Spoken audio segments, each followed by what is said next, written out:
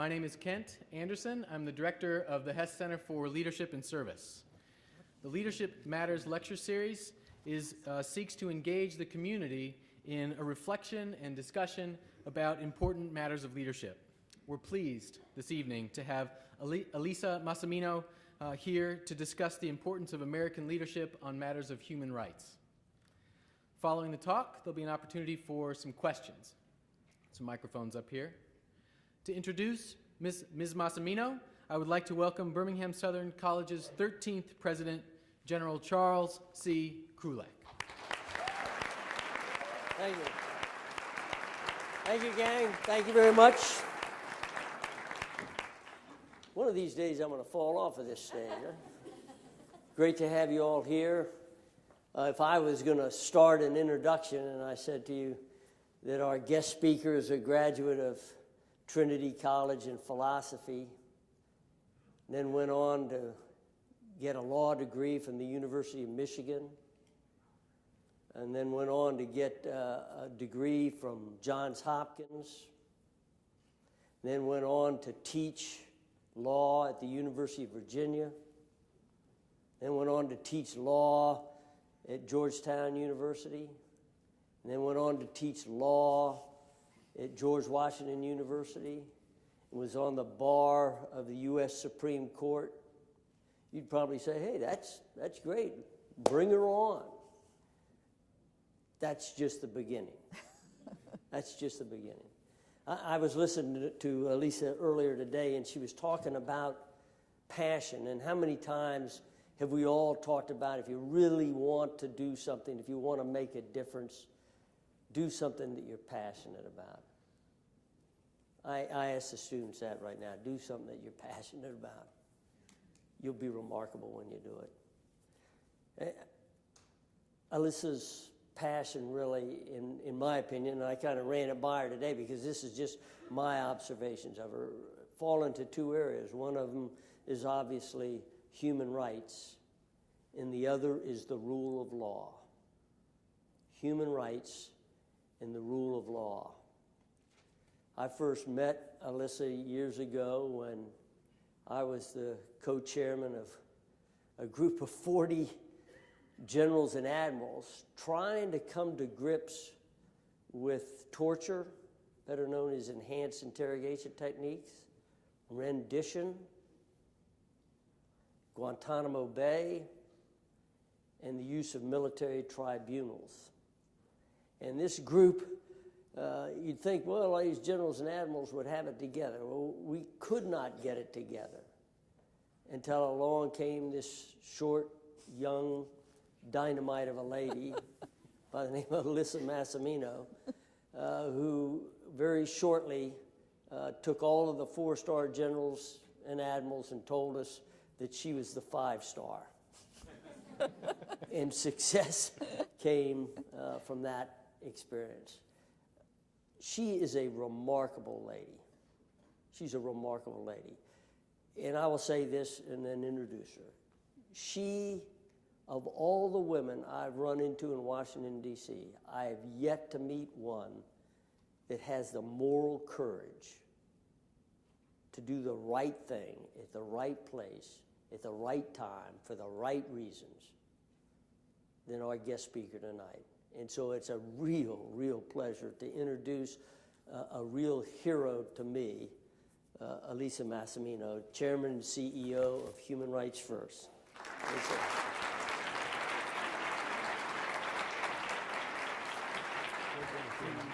Thank you. Go get him.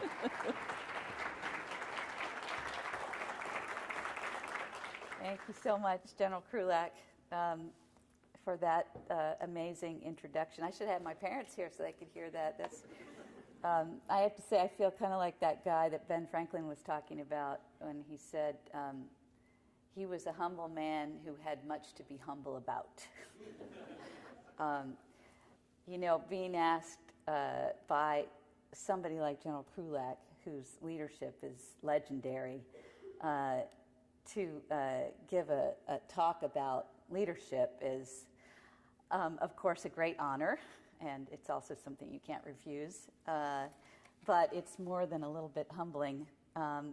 you know, you all have access here at Birmingham Southern in every day to a man who has spent his life tackling big challenges and leading people through tough situations. It's a great gift, and I hope that you all take full advantage of it. Seek him out, learn from him, as I have. It has helped me enormously as I tackle my own challenges in my work and in my life. So when General Krulak asked me to come to Birmingham to talk about leadership, I thought, you know, what can I offer that would be remotely useful to you when you've got him here every day? My own experience with leadership is relatively new. I just took on the job of leading Human Rights First only a few years ago, and like everything else that I have done in my life, from being a mother to lobbying Congress, I am learning by doing. It's all on-the-job training all the time, which made me think maybe that's what I can offer you, a window into a leadership journey that is nowhere near finished. So that's what I'm going to try to do.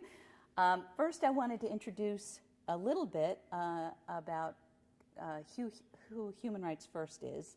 I brought with me a little piece of propaganda that takes a few minutes. And if you look at these screens right here, you'll see a little video about us, and then we'll get started.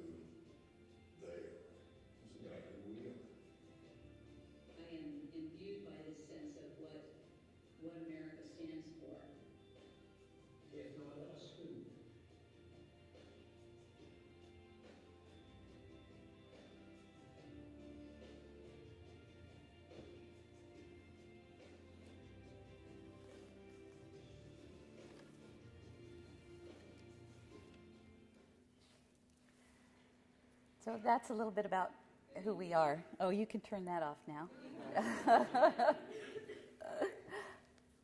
We showed that at our big annual fundraising dinner last week for the first time. Very much a part of our story and my story is what General Krulak hinted at when he was introducing me. He mentioned how we met.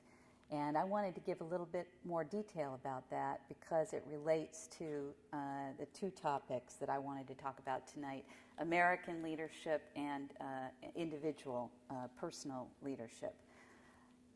Back in 2002, when reports began to surface that prisoners in U.S. custody were being mistreated and that we were sending prisoners to other countries where they were being tortured, I honestly didn't believe it. Reports were in the Washington Post and the New York Times quoting unnamed administration officials saying things like, if we don't violate somebody's rights, then we're not doing our job, or we don't kick the expletive out of them, we send them to other countries so that they can do that.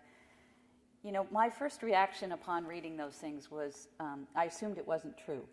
And I went to the Pentagon and asked them why they weren't denying it loud and clear, that this was so important that we make clear that we don't stand for that, and that's not what we're doing. This was way before the abuses at Abu Ghraib became public and before the military's own investigations into torture and deaths in custody, including a very pivotal report by Major General Antonio Taguba. People say that you have to love your country in order for it to break your heart. And I know I wasn't alone among Americans in not wanting to believe that those stories were true. I didn't think that we would be doing those things. But I was wrong. And eventually it became clear that in that horrible crucible of fear and anger that gripped our country right after 9/11, we had adopted a policy of abuse that betrayed our values and provided an easy propaganda victory for our enemies. We had, to quote former Vice President Cheney, gone to the dark side and started down that slippery slope where the ends justify the means. And I became increasingly frustrated by my own failure and the failure of those of us who thought that this was the wrong thing for our country, our failure to change it. I was starting to feel like, as Vice President Cheney had predicted, that these policies had become the new normal, is what he called it, and that they would come to define us as a nation. So, meantime, at Human Rights First, we were wondering about what senior military leaders thought about this. What we saw is a clear departure from military doctrine and values. The Geneva Conventions, we thought, were crystal clear about how prisoners should be treated, no matter what their legal status under the laws of war. What did it mean for the future of our military and for the future of our country, of what we stand for? It was in that context, where we were searching for leadership, that I met General Krulak. And we invited him and other retired generals and admirals to come together to talk about this. And we listened to them. They decided that they needed to speak out publicly about why these policies were bad for our military and undermined our national security. And so that's what they did. And the rest, as they say, is history, we hope. They met with presidential candidates. They spoke truth to power. They published op-eds. And they changed the debate about torture in this country and the outcome. I have never seen a more effective effort to steer U.S. policy back towards its ideals, and I was incredibly proud to be part of it. I knew it was not a comfortable position for many of them. When I was growing up, my father served in the military. He was a commander in the submarine service, and he never talked politics. He steered clear of it the whole time I was growing up. I didn't even know what party he voted with most of the time. And there is a strong tradition in the military to stay away from politics.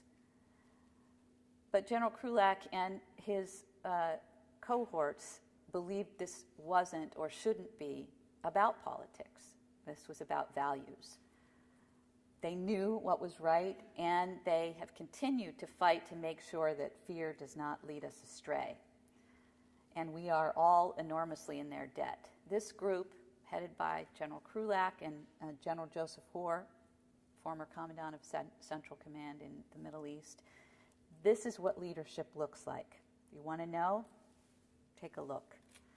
Principled, persistent, persuasive, and pragmatic. So why is that so important? Well, what I was trying to get across in the video is that it's important because what the United States does really matters. For better or for worse, the United States is going to lead the world, whether it's to a higher, better place or right over a cliff. And we work to try to make sure that it's to a better, higher place. We know that our country is capable of that, and it's what the world needs from us.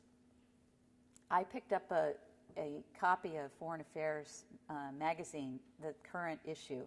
I don't know if you've seen it, but the big, bold cover story is entitled, "Is America Over?" Is America over? And then there's a debate about whether we're terrible now, but we used to be good, or we never were that good. But I can tell you, I sure hope that it's not, because America is not just about our economy. I'll tell you who's rooting for us as a country and for us to live up to our ideals. It's the activists and human rights leaders that I talk with all the time in countries where rights are not respected. You know, shortly after 9/11, I was in my office in Washington, and I had a visitor from Indonesia, a human rights activist with whom we had worked for many years. And as I always do when I meet with human rights activists who come to the United States, and in particular to the Capitol, I said, here we are, human rights first, here in the capital of the greatest country. What can we do to help you in your struggle for human rights in your own country? And he said to me, Elisa, what you can do for us is don't let these attacks change who you are as a nation.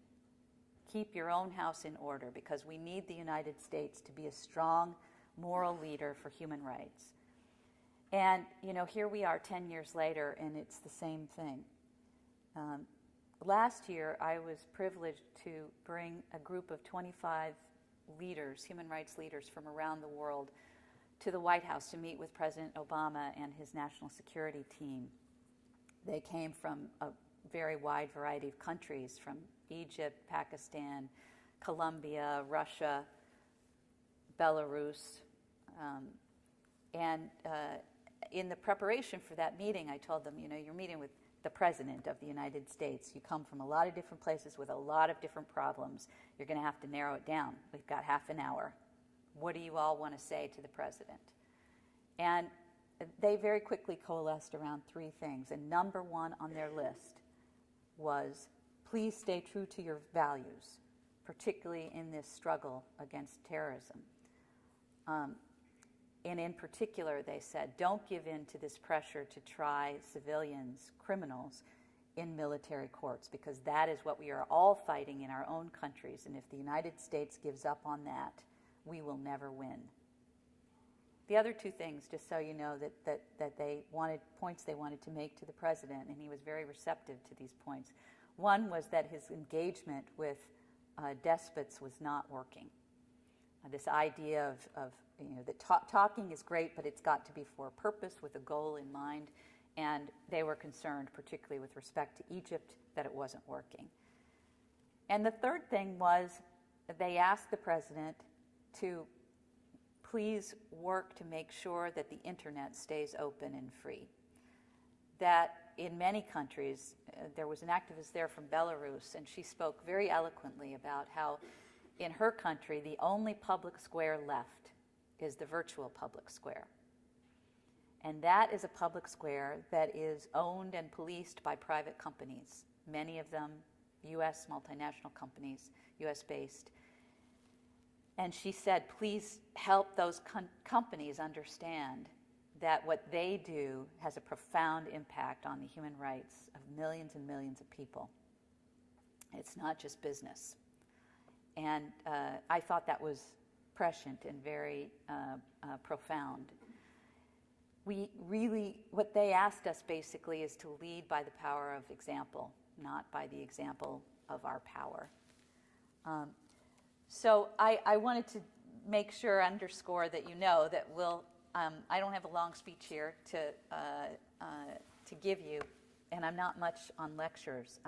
My whole life is built around dialogue and trying to communicate with people, and I find that in order to really do that, you have to listen to what people have to say. So we're going to have lots of time for questions and answers. I'm just giving you a heads up to be thinking about what's on your mind, anything that I've said that you disagree with or you find provocative.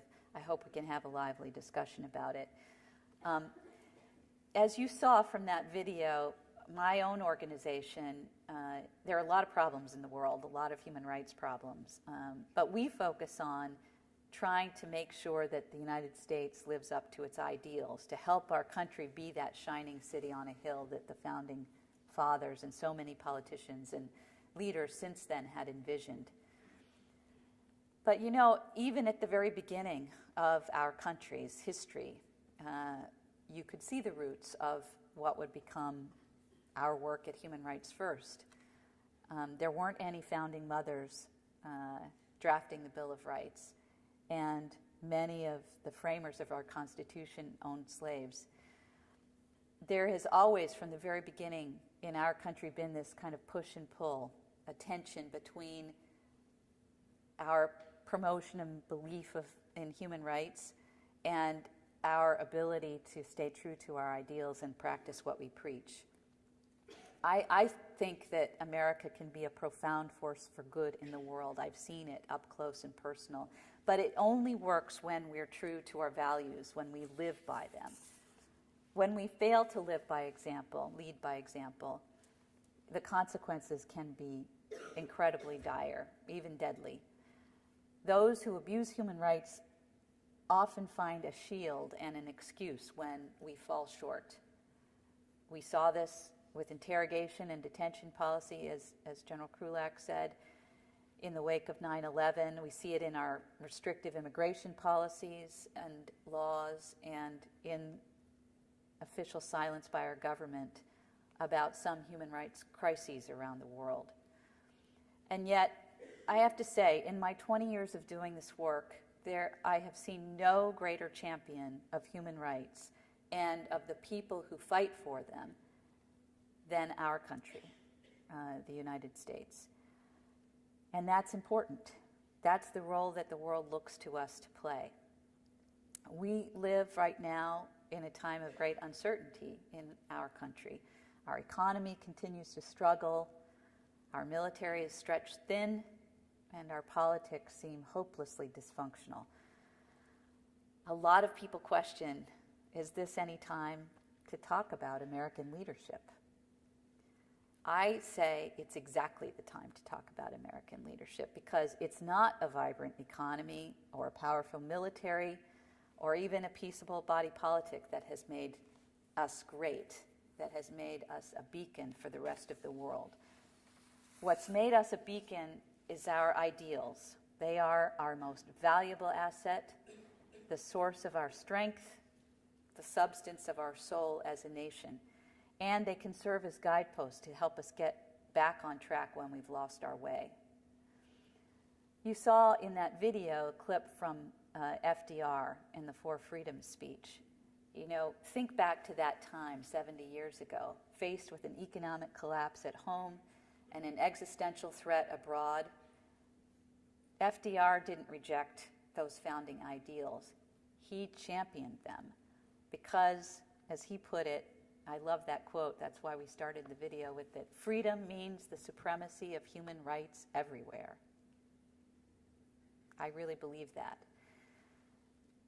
Respect for human rights is the bedrock on which to build a more just and peaceful and prosperous world. It's that conviction that freedom and human rights are foundational.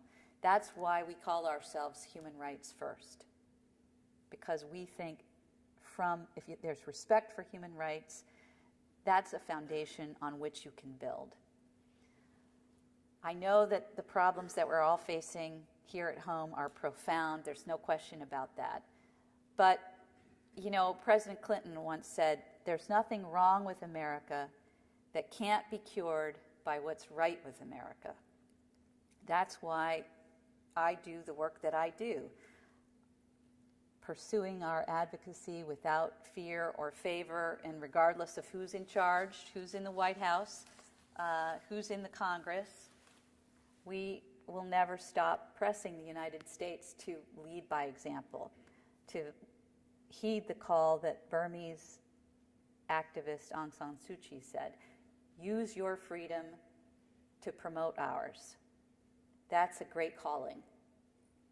And if we can heed that, the world, I think, will respond.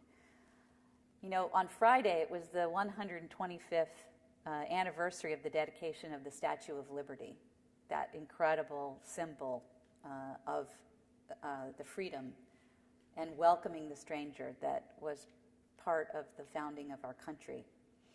It was a gift from foreigners, people who saw the best in us. And it still stands as a beacon, not only to those who come here looking for freedom, but I think also to us as Americans, a reminder about who we are and what we stand for. And I can see that from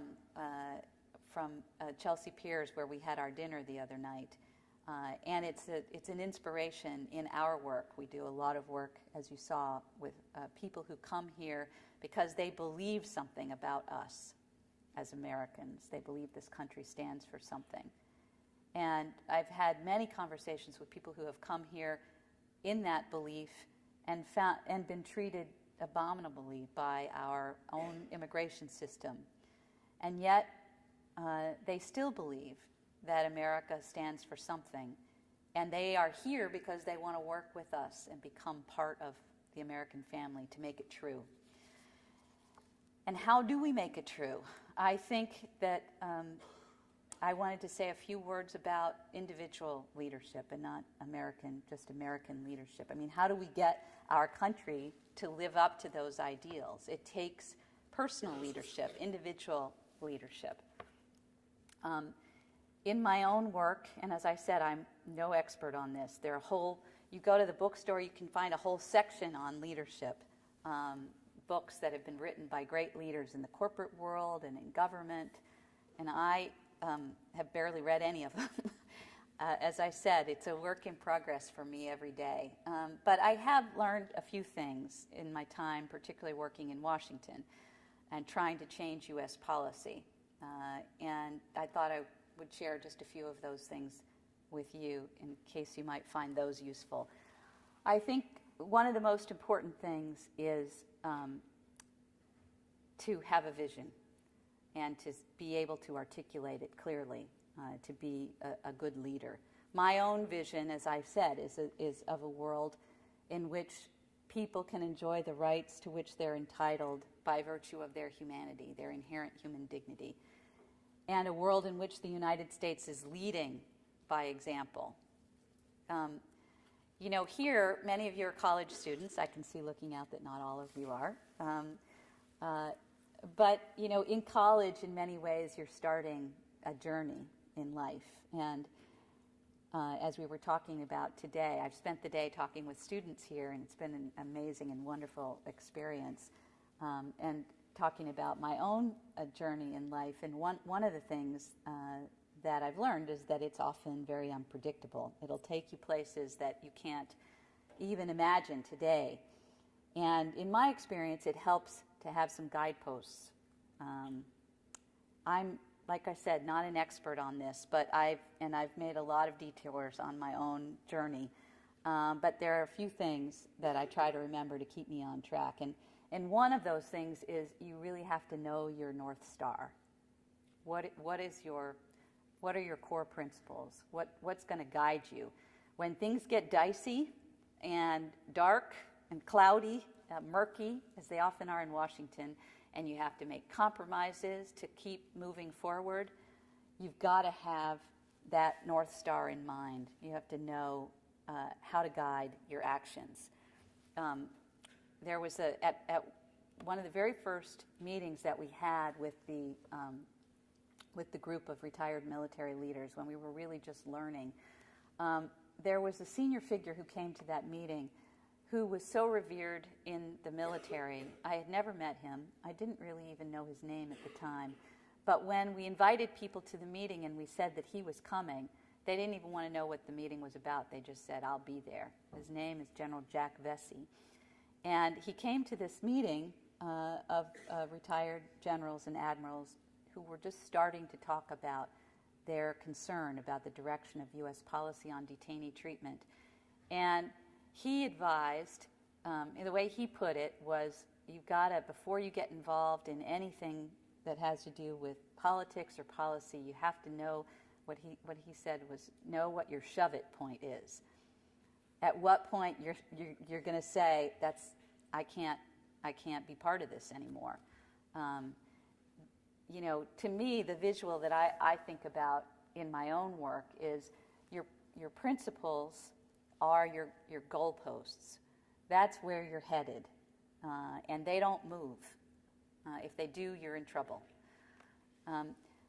But I don't ever think it's enough to just stand on the sidelines and say, "I'm for this team.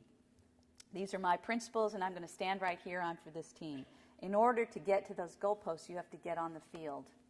And that sometimes is messy and complicated, and you have to zigzag and call all kinds of plays. And sometimes you have to fall back, and sometimes you're pushed way back. The pragmatism comes in the plays that you call and run to get to the goalposts. But you got to know where those goalposts are. Otherwise, you really can get off track very, very easily, particularly in the world of compromise and policy. My own field, this General Krulak told you after some meandering around that I did, is the law. And I was drawn to the law because of its real pragmatic usefulness in protecting people's rights. But the law will tell you what you must do and what you can't do. But it usually does not tell you what you should do. That requires judgment and wisdom, and that's what people need from a leader. As a lawyer in private practice, I practiced law for several years at a big law firm in Washington. I found that my clients didn't always want to hear that. They wanted to know what they could get away with and what they couldn't get away with. They didn't want to always know what I thought they should do. But I think it's a key part of being a lawyer. One of the things that I was distressed about during this period in our history where we got off track on torture was the role of lawyers in getting us off track. I felt that the lawyers, particularly those in the Justice Department, had a very narrow view of what the role of a lawyer is. And I think that being able to talk about, advise your client on the wisdom of a certain course of action is really important to our profession as lawyers. Whether your client is somebody who's, trying to decide whether a settlement offer is just, or whether it's somebody who, a government official who wants to play fast and loose with the law in order to meet the very real threat of terrorism. I think the best people in my profession, the best leaders, are those who are not just lawyers, but they're counselors. They're people who have wisdom and judgment. And to do that often requires moral courage. It was, I think, about 45 years ago when Robert F. Kennedy went to Cape Town, South Africa, a nation that was burdened with the sin of apartheid, and reflecting on the challenges of fighting discrimination in that country and in our own country, he said this wonderful quote that I read to my kids all the time. Few men are willing to brave the disapproval of their fellows, the censure of their colleagues, the wrath of their society. Moral courage is a rarer commodity than bravery in battle or great intelligence. Yet it's the one essential, vital quality of those who seek to change a world that yields most painfully to change. That path is a difficult one. It's never easy, but one of the things that Bobby Kennedy said is that those with the courage to enter the moral conflict will find themselves with companions in every corner of the world. And I think that's true. I have seen those companions in every corner of the world. They are rooting for us. They are ideological allies of all of us who believe in democracy and freedom. So no matter what your path ends up being, I guarantee you there will be a moment when you're called upon to demonstrate moral courage. And at that moment, it's very important to know where to look for your North Star. You can't start looking for it then. You've got to know it, and know it now. Another just reflection on leadership, I think, on personal leadership. I have found a lot of people think to be a leader, you have to be decisive. And that's true to some extent. There used to be a saying, I'm sure that people don't say it anymore, but I heard it a lot growing up. It's a woman's prerogative to change her mind. Have you ever heard that? I think, it's in some ways meant as a slam against women for being indecisive and therefore incapable of leadership. But, I think there's a lot more to leadership than being the decider. Yes, it's true that, the buck has to stop with someone. But I think it's just as important to be able to admit when you've been wrong and to change your views when you learn facts that require it. It's important to ask questions. I think too many people think that our leaders have to have all the answers. Or that I know when I took on my own leadership role in my organization, I thought, how can I do this? People ask me questions every single day. I don't know the answer. I don't know. But I ask a lot of questions back. So don't be afraid of being the leader because you don't have all the answers. None of our leaders have all the answers. Thank goodness that's not true. People say, in order to be a good leader, you have to be willing to be lonely. And again, I think I've certainly had those moments. I took on my job, and 3 weeks later, the Madoff scandal wiped out two of our biggest foundation funders overnight. Funders that had just given us grants of about a third of our budget. And so overnight we lost $2.8 million and I had to lay off people. I'd never done that before. And yeah, that was pretty lonely. So in a sense, it's true, you have to be willing to make decisions that are hard and that make things lonely. But to be a real leader, you have to have people following you. And I think a lot of times people think, oh, if I charge out by myself, that shows that I'm a real leader. But, if you're doing that and you look back there and there's nobody back there following you, you got to wonder how much of a leader you're really being. Who are you leading? If there's nobody behind you, you might want to ask yourself if you need to ask some more questions. Maybe you're not on the right path. I think as a leader, it's really important to know yourself. Everybody has blind spots. I know I do. And you have to know what they are and you have to compensate for them. Build a team around you that can compensate for your blind spots. My own, I tend to think that everybody is like me, that they want the same things, that they're motivated by the same things. You have to test that. You can't assume. And I think for my own advocacy, it's really, really important, I have found, not to assume anything about anybody. That you can, there is a great, it's a blind spot, but it's also a great benefit, I have found, to think that, to assume that people are going to be on the same page with you. It enables you to find common ground with people. And that, to me, is, what we're sorely lacking in this country. And what we need more of if we're going to make progress in living up to our ideals. On this immigration issue, I was part of a task force of the Council on Foreign Relations, which is a foreign policy think tank, about immigration reform. And it was a very politically, and in lots of ways, diverse task force. It was headed up by a former Clinton administration official, and by Jeb Bush. And it had people from the Department of Homeland Security and people who represented immigrants and somebody who was the president's national security, counterterrorism expert, and people like me. And we found common ground very, very easily around the need for immigration reform, and charted a course forward. What we didn't do, because it was a think tank and not an action tank, was to figure out a strategy for how to make it happen. And to do that, you've got to build support and compromise.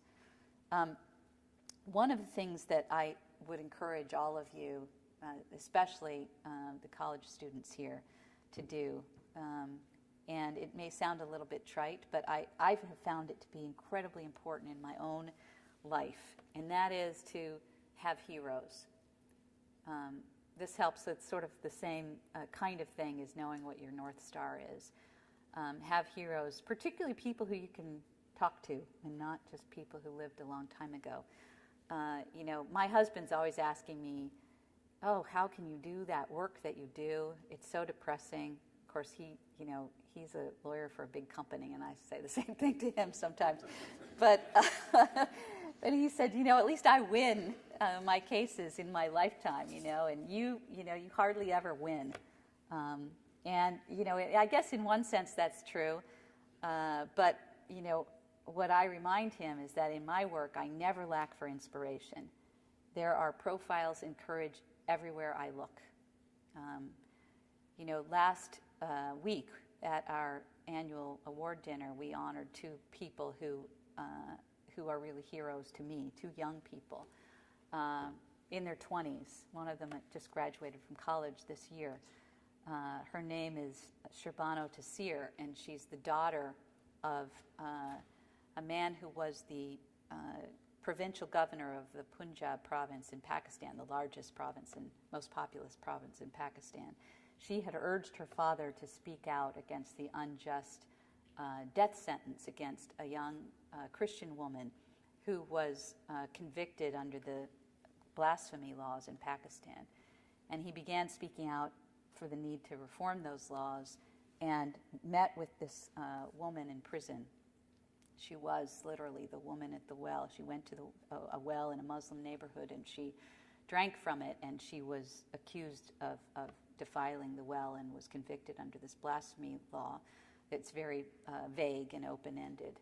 And her father started speaking out about that, and in January he was murdered by his government bodyguard. And that murderer was then lauded as a hero in Pakistan for having done away with this blasphemer. And she has continued, she's taken up her father's mantle. Can you imagine that? Fresh out of college, and she went to Smith, and now is a spokesperson for religious tolerance in her own country and at the United Nations. She is amazing, and I was with her last week meeting with Secretary Clinton and other senior officials, including at the White House, and she was fearless and incredible, and now today she's back in Pakistan fighting the good fight. Another one of my heroes was Patrick Finucane. Have any of you, I'm just curious to know if anybody has ever heard of Patrick Finucane. He was the premier human rights lawyer in Northern Ireland at the height of the Troubles. He was representing unpopular clients in special terrorism courts, and he was challenging his country's second-class justice system at the European Court of Human Rights. And in 1989, he was murdered.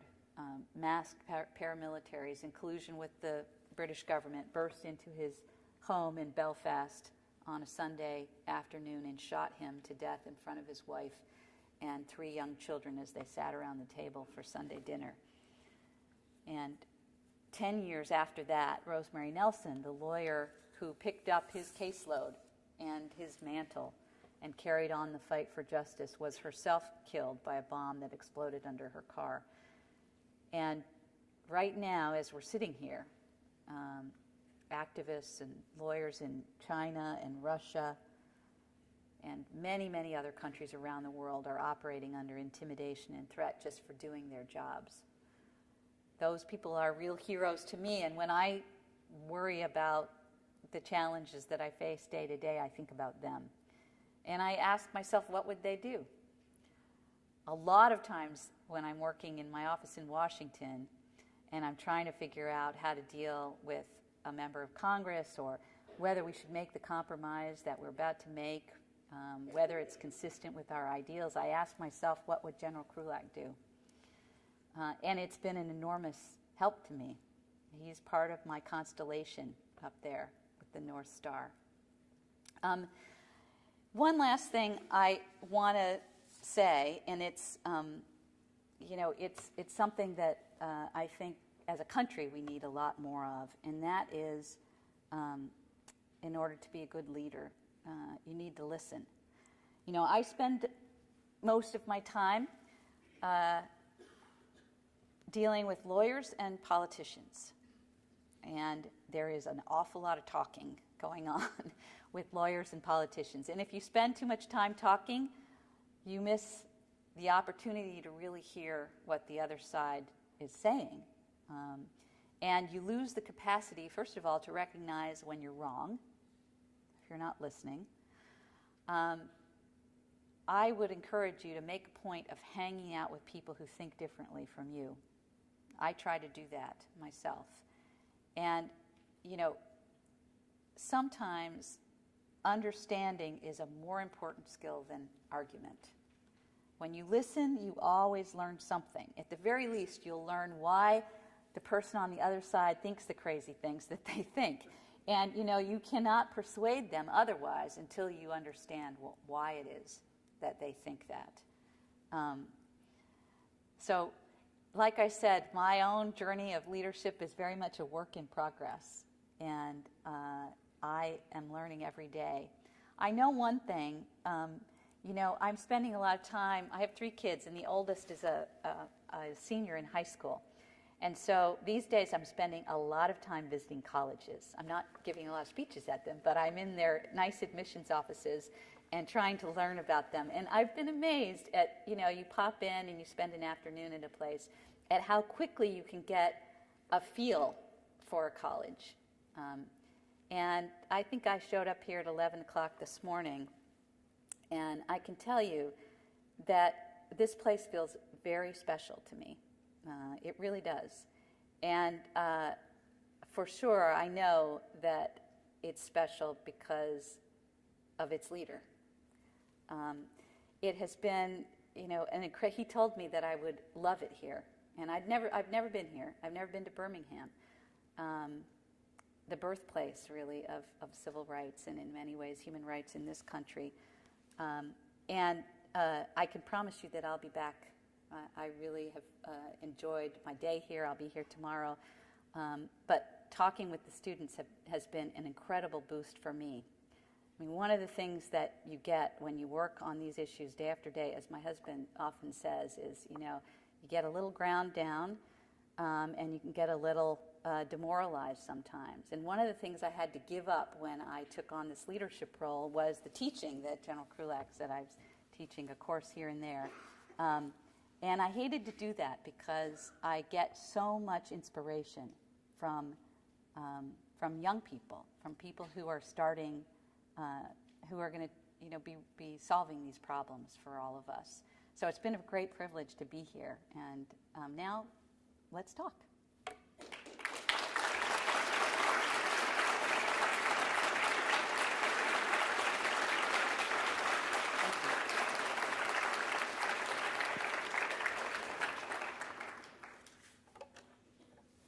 Okay, I'm going to sort of walk around and hopefully not fall off here so I can see you a little bit better.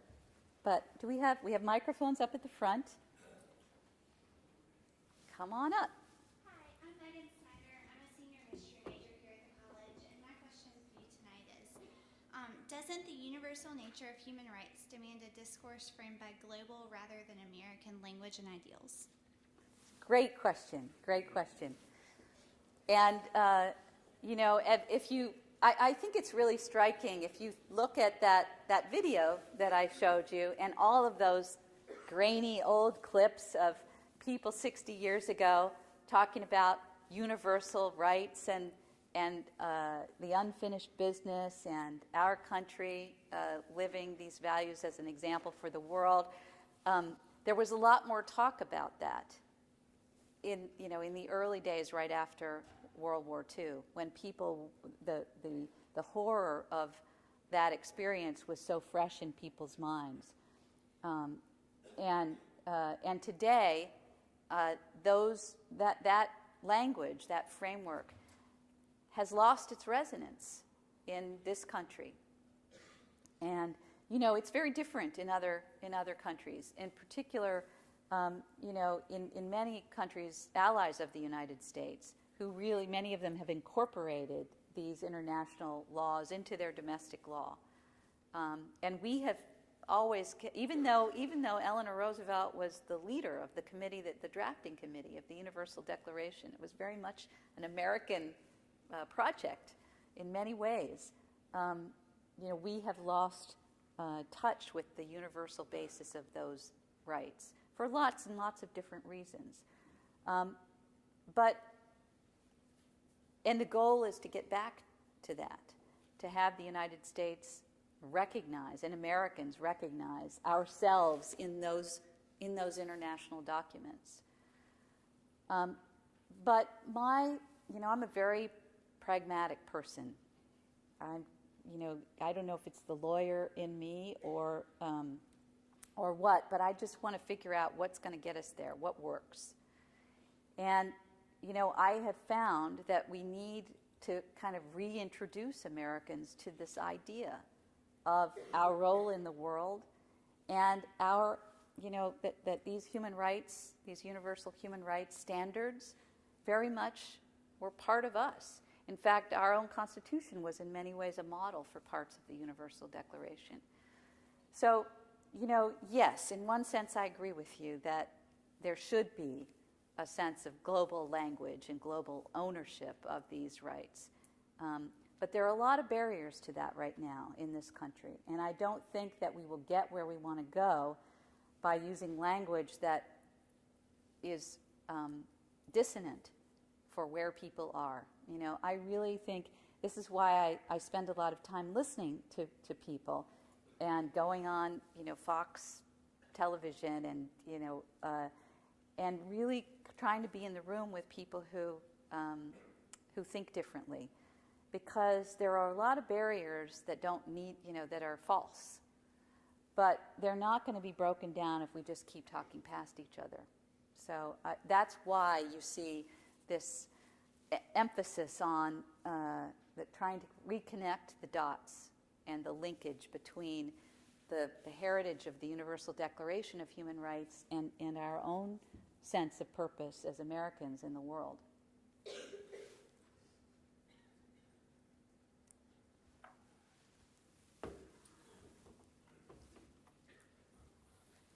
Good evening. I'd certainly like to welcome you to Birmingham, Alabama. My name is Robert Lee Watley. I'm a community activist.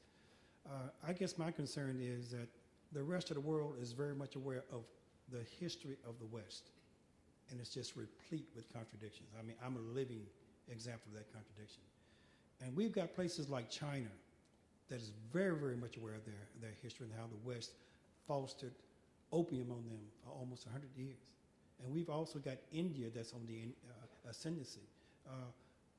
They're not going to take this stuff serious. I mean, they're looking at the history of the West, and whatever it takes for them to rise, they're going to do it. And at some point, this whole thing is going to flip because America is about to fall from a power standpoint. So how are we going to work this whole thing about human rights?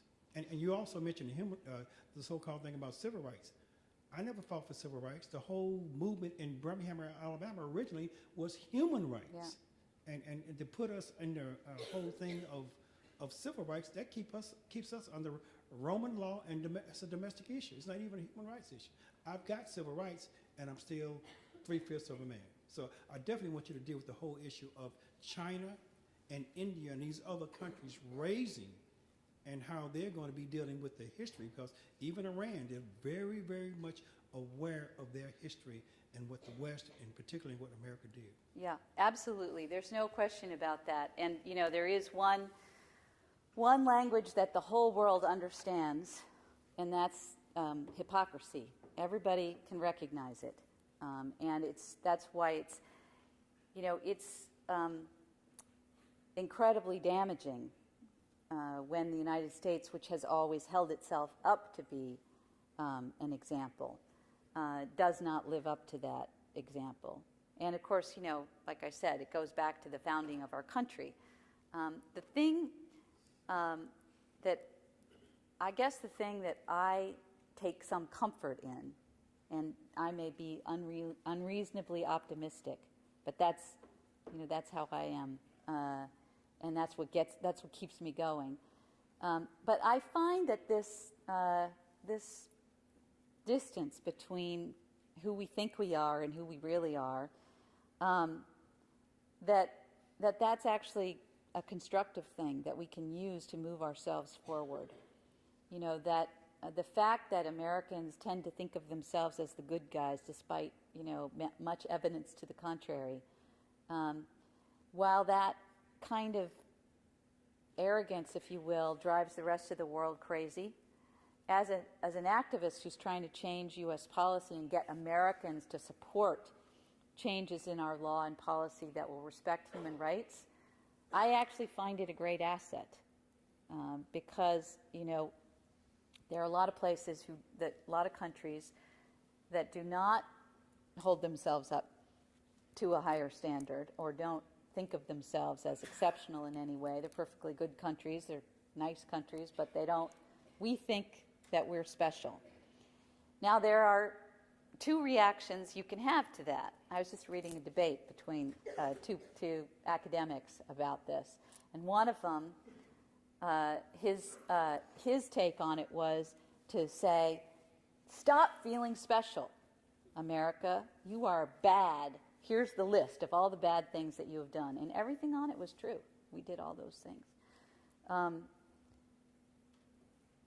And the other side of the argument was, yeah, we used to be great, but now we're terrible. We're bad because we've let our education system go, and our economy's bad and all of that. You know, and I thought they were missing the point. You know, we're not an exceptional nation because we're great, you know, because we're always good, we do the right thing, but it's because we want to be, because we have these ideals that we aspire to, however imperfect we are. And I have to tell you, you know, it's absolutely true, the, you know, examples that you cite of the U.S. role in, you know, whether it's China, Iran, you know, many countries, Egypt. You know, I do a lot of work on Egypt, and you know, it takes a pretty big leap of faith to have the Arab Spring activists say, "Yeah, we want the United States to help us. Thanks a lot for the last 30 years, and Mubarak that you supported. Now we want your help."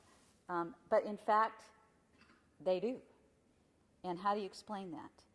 I think you explain it because, you know, these people who are fighting for human rights and democracy in their own countries, they know that what the United States does really matters.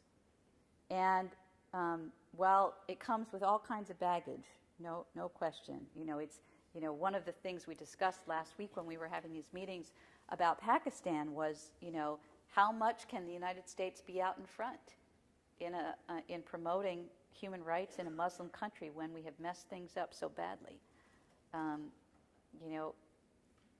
Even I remember in a discussion in a meeting with President Bush about Darfur, who he actually cared very deeply, I think, about the situation in Darfur and wanted to do something about it. And the only thing he could think of to do was he wanted to invade. But he said, I know we can't do that because we can't invade another Muslim country.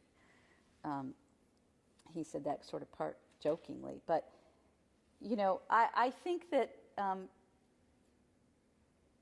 the people I talk to, at least, in the countries that you mentioned, they want the United States to stand for human rights. They are rooting for us to do the right thing. They gain strength from that. Now, I said, that it's not our economy that's made us great. It's not our military that's made us great. It's our ideals. But of course, when we're under strain, when our economy is failing, and China is, as you said, on the ascendancy very much, it's more difficult for us. And so what does that mean? What do we have to do? How do we get beyond that? Suppose the economy stays like this for 10 years. What do we do? Well, I think we have to. It requires great leadership here at home, and both individual leadership and political leadership.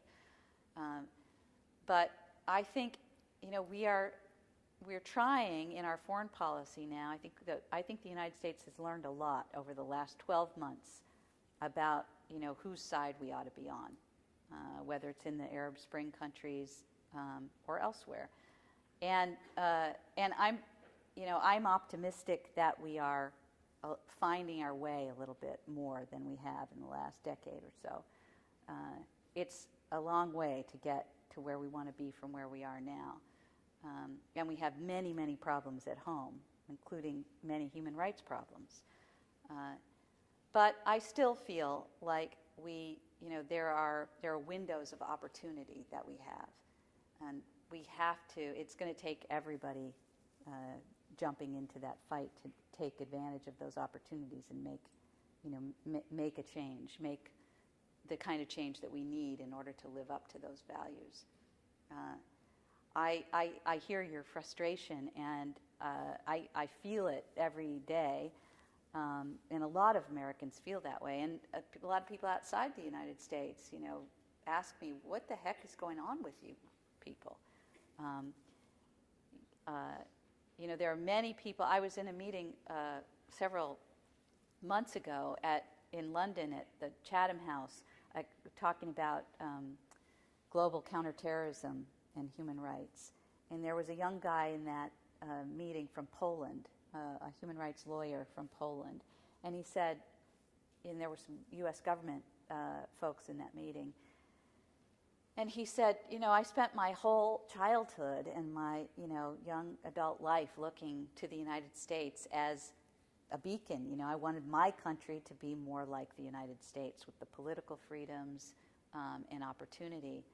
And now I don't know what to think.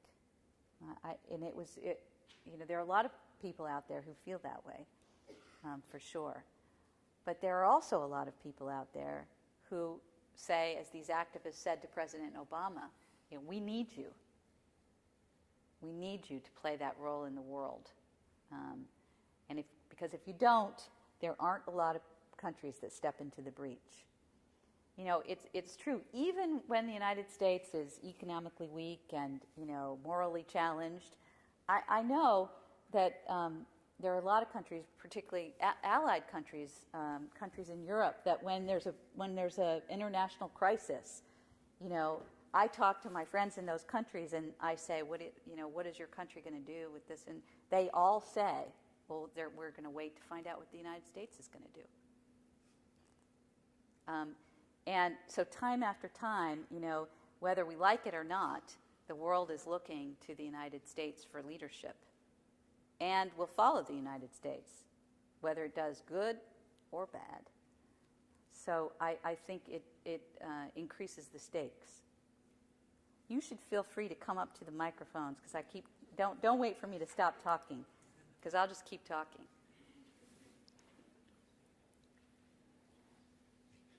There's so many things I'd like to engage in. But a couple of points. One, I've noticed that from Tahrir Square and the Arab Spring, a lot of the messages are to the Occupy movement and not to the government.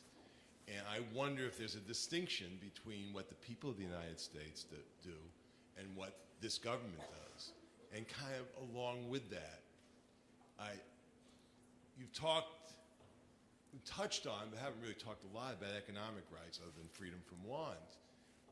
And how does the United States, that exploits so much around the world, show any leadership in terms of ensuring economic rights, cultural rights, and social rights? Yeah, well, we're not doing a lot of leadership right now on those issues. And in fact, I mean, many of you will know the history of it. It's a struggle. It's been a struggle in this country to even get that whole category of rights to be recognized as rights. I thought that we actually made some progress in the context of the debate about health care. You started to hear language that, this is a fundamental right that people have by virtue of their humanity, and that we ought to be able to make sure as a government that, that we provide that. I'm not sure I got the essence of your first question. I think you were trying to make a distinction between, how activists in other countries view the United States government versus the people of the United States. And, I know from my own personal experience of dealing with, activists in other countries, they are looking for the support of the American people, but they want the support of the U.S. government. They need the United States government to be doing the right thing. It was really interesting last week when we had these activists in to honor them at our dinners. One of them was a young activist who was part of the Facebook revolution in Egypt, who organized the April 6th youth movement, which was done primarily on Facebook. And he was the logistics guy in Tahrir Square. He was the guy who got, water and blankets, and they thought maybe 1,000 people would show up. And, they were quite surprised by what happened. But when he was in New York, he went to the park to talk with the Occupy Wall Street folks. And, they were asking him, what advice do you have for those of us who, we're not talking about tinkering here. This is a fundamental systemic problem that we're starting to recognize that we have in the United States. And, they had a dialogue about the similarities between. Now, obviously, one of the things he told them was, you live in a country where, the police are not going to shoot you, for at least right now, for these protests. And that wasn't, that people died next to this guy in Tahrir Square, and he had been arrested and beaten. But in one sense, it was a similar thing, seeking to, you're not just trying to change a law or change a particular, but this is a real systemic thing. And what he told them was, don't let anybody else tell you what your goals are.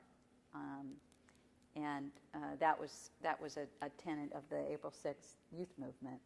I think, that he and Sharbano Taseer, who from Pakistan, derived great, solidarity from talking to Americans, not just the policymakers and the politicians and everything, but they spent a lot of time with, people in the United States, and that made a huge difference to them.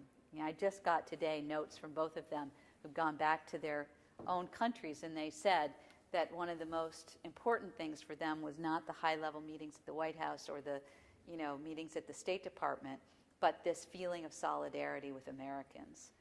And, I wish we could multiply that by, 10 million.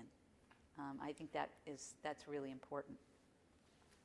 You mentioned earlier that one of the struggles and one of the things that you found is overcoming that idea that everyone else has the same ideals and goals that you do, and making that assumption. And you also mentioned about your husband, I know somewhat jokingly, pointing out the struggles and the failures or disappointments that you've had to deal with on a day-to-day basis. And I guess what I wonder is, in those times when you have found yourself disappointed or let down by people or situations, how do you keep yourself encouraged short term in dealing with those people and those situations, but also long term moving forward and remaining professional and encouraged despite those disappointments? Finally, more of a softball question. Those are all hard questions, but this one, I mean, it's, obviously something that a lot of people have to deal with in their lives. But for me, I mean, I have always felt like it's an incredible privilege to be able to do this work. What I say to my husband, for example, or, my parents who think, why did you leave that nice law firm job? Is, we read about big problems, in the newspaper, watch on the news every day, horrible things happening around the world. And it makes most people feel bad and powerless. And I get to spend all of my energy in my professional life trying to figure out how to fix that stuff. And so as frustrating as it can be when it's not working, or you're hitting a brick wall, or getting defeated, I think it's way better, at least, to feel like you're trying because you're engaged in that. I think it would be far more demoralizing and frustrating to see all of that and feel that you couldn't do anything about it, or that you couldn't spend any of your I feel like it's an incredible privilege to be able to do that. And of course, when I get frustrated, I have plenty of places to look for, inspiration and encouragement of people who face much greater odds than any of us will ever have to face here. And they're my heroes and my examples, and that's kind of what sustains me. Sometimes I get really mad at people who are doing the wrong thing, but I realize that if you can channel all of that anger into something constructive, to try to change minds or find another strategy. A lot of times I feel like, my middle kid is a girl, and her favorite movie when she was little was Mulan. I don't know if you've ever seen that, but I grew to really love it.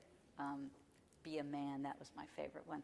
But there's a scene in it where, Mulan is fighting the Huns, and she's like, kind of feels like she's completely trapped and out of tricks, and she comes up with one more trick. That's how I feel like, a lot of times you're in a corner and you can't come up with anything, but you have to. You have to come up with something new.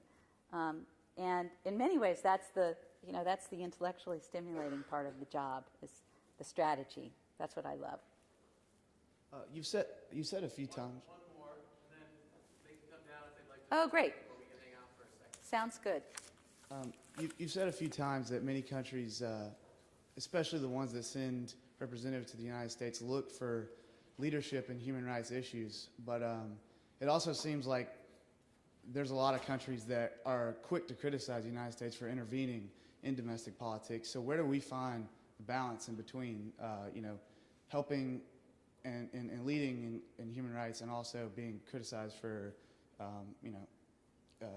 compromising what they're doing in their own country? Right. Well, this is that's the fundamental question, really, about human rights, is where, and it's why there was skepticism about this whole idea of, universal human rights that are the concern of all of the nations of the world. Because before that idea, really, it was just the relationship between the individual and the state, and outside was nobody's business. And, there are still some countries that try to push that line, but not very many anymore. Even China admits that, and is, has signed some of the human rights treaties. And, so this where the concept of sovereignty and the concept of, protecting universal human rights bump up against each other, that's still very much a tension. And, the farther away it gets from, the most egregious human rights violations, the more that argument, the more you hear that argument. But, if you think about where we were right, after World War II, what, the countries of the world coming together to say, never again, we're not going to let this happen. And of course, it's happened time and time again since then. But genocide and crimes against humanity. But the idea was that there are some violations of human rights that are so egregious that they are crimes against the whole world, and it doesn't matter that they don't impact, this particular country. It's our responsibility as part of the community of nations to do something about it, to protect people. And that has morphed over time to this most recent concept of, first it was, it then developed into the International Criminal Court, this idea of holding accountable people who commit these crimes or facilitate them. But that's not hugely satisfying either. That's after all of the killing and torturing has been done. And now the next iteration of this concept has been what's called the responsibility to protect. And that was that's kind of another expression of this idea that we, that the international community, that countries coming together have a responsibility to protect people from crimes against humanity or genocide. And that was a concept that was invoked, for example, in the situation of Libya. But it's a complicated one, and it's one that makes sovereign countries very, very nervous. That outsiders could be intervening to protect their citizens from abuse. But it is the fundamental concept, at the heart of this idea of human rights, that they don't attach because you're a citizen or of a particular country, but just because you're a member of the human family. And there are still some countries, including this one sometimes, who find that very threatening. But it is, to me, that's my North Star. That's what is my vision that drives me. And, I look to it all the time. I can see a world in which that's true. And I hope that, that when my kids are, running things in the world, that the United States is leading the charge on that. Thank you very much for your time.